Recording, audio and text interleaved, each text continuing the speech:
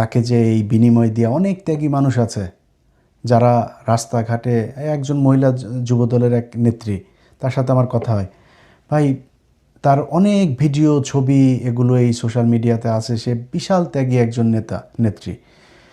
তার সেই ভিডিও, সেই অডিও, এই ছবি টবি সেগুলো থাকার পরেও জেল খেটেছে, রিমান্ডে গিয়েছে, যখন কেউ ছিল না তখন খালেদা জিয়ার পাশে গিয়া বসা ছিল, খালেদা জিয়ার সাথে মামলার আসামি।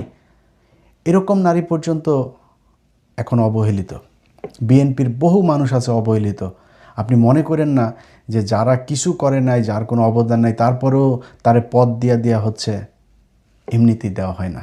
এর পেছনে কারণ আছে, কোনো না কোনো জায়গায় নেতা ধরা আছে, যে কোনো এক নেতার মাধ্যমে সে এসে তারপরে এই পথটা বাগায়। এখন এই যদি হয় আমার দেশের নেতাদের চরিত্র, তাহলে আপনি তো খালি আমারে ভয় পাবেন না, আপনি প্রথম আলোরে ভয় পাবেন, ডেইলি স্টারে ভয় পাবেন, আপনি